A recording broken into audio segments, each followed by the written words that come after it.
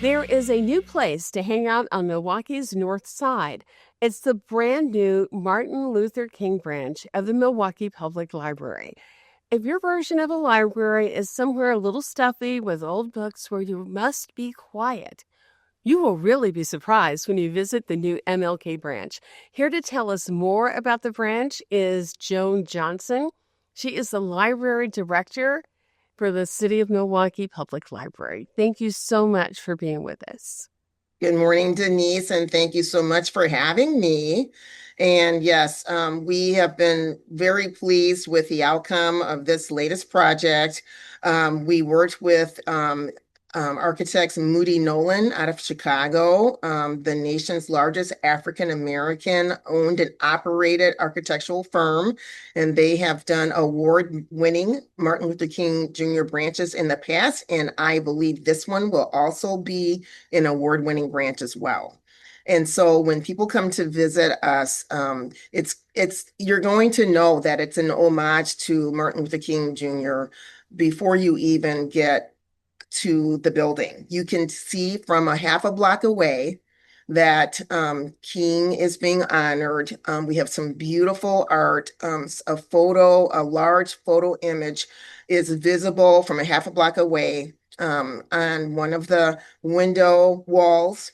And then we have some really artistic, larger than life size letters, MLK, that are holding up the canopy on the entry plaza. And then when you walk in, you're going to see this beautiful portrait of Martin Luther King Jr. Behind our staff that are there ready and waiting and willing to help everyone who comes through the doors for whatever you might be needing. Well, And so, this is a brand new building, but yes, it is. the branch has served the community for over 50 years. How does this new facility allow the library to better serve the community? Well, it is a much more spacious branch with a lot more flexibility of how the space gets used, all the different spaces. So when you first walk in, you're going to hang a right, and the first thing you're going to see on your right is the community room. The community room can be used for all kinds of events. It's the largest community room in the library system, including larger than the central library community room.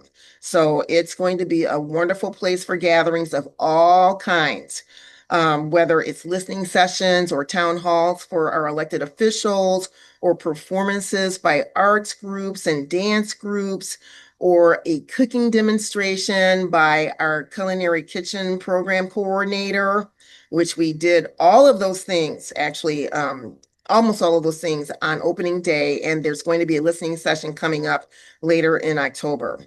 And so that is fantastic. The room can be used at all times. So if there's not a program going on, it's going to be set up with lounge seating and study tables.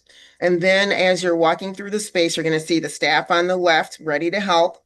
And then self-checkout stations, which we've had in our buildings for many years now. And then as you keep going toward the back, you're going to see all of our wonderful brand new collections. And then on the left, you're going to see our study rooms. We have smaller study rooms and smaller conference rooms, but even those are flexible.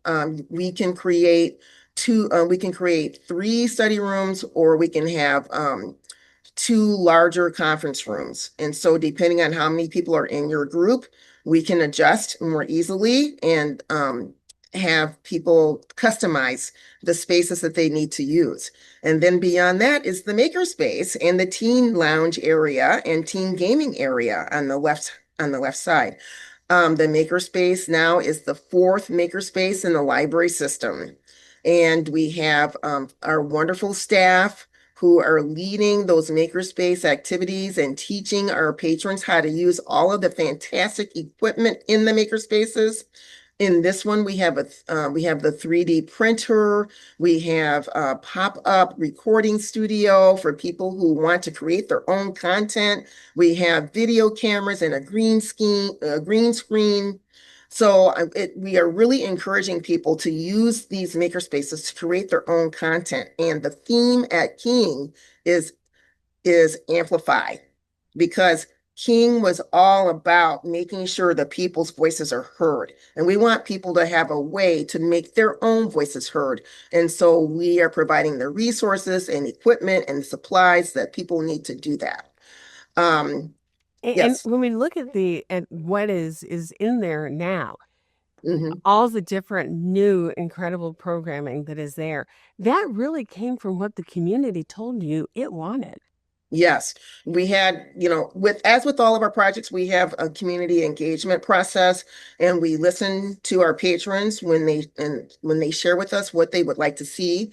And people really wanted to have places to work, places to come in and do work. So we have all of these wonderful smaller rooms where people can do collaboration work. And then the larger gathering spaces as well, the maker space where you can come in and do some collaboration work as well with guided um, a staff person to guide you in using the equipment. There's always computers in all of these maker spaces because you have to have the necessary software and applications that allow you to design whatever it is that you're creating. So we have a 3D printer, and people can learn how to use the design software in order to create actual objects that would then be fabricated in the 3D printer. So the same thing is true for, graphic design work. All of the maker spaces have graphic design software. So people, especially who are creating audio recordings or video recordings, if you wanted to have some graphics that are going to be going along with that, if you're promoting your material, you can do graphic work as well and in all of the maker spaces. Um, One thing people may not be able to see, but that is very critical to this branch and how it functions, is the green infrastructure that exists there. Tell yes. us about some of the things that are there and how does this new green infrastructure make a difference in how the library functions? Well, it does make us more energy efficient, and it does really help our bottom line when it comes to our energy costs. This particular development is the greenest of all of our libraries, and we have been told maybe the greenest library in the state. We have permeable pavers outside in the parking area so that water runoff that's going into the sewage system is um, decreased. So that more goes into the groundwater. We have solar panels on the roof. There's a green roof. There is geothermal heating and cooling, and we have the infrastructure for electric vehicle charging. The electric vehicle charging stations are not installed yet, but the infrastructure is there for EV charging.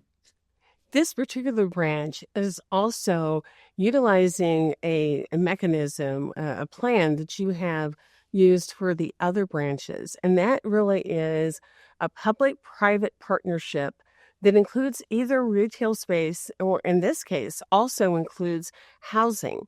What kind of Yes. difference does that make in terms of how affordable it is for the city to build this new library that's already a real hub in the community? Yes, it has been a really good model for us since 2011 when we first did that at the Villard Square branch.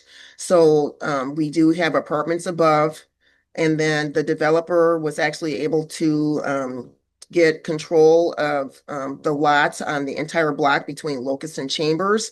And so going north, there are townhouses and then another apartment building on the far end. So apartments above the library, in apartments throughout the whole block for people to live. And it's wonderful because we have a sort of a really handy clientele that's right there, that are able to take advantage of being so close to the library. But no, we are definitely able to share the cost of the shared spaces. So the roof, the walls, we call the core and shell. So that core and shell piece is where we have the shared costs.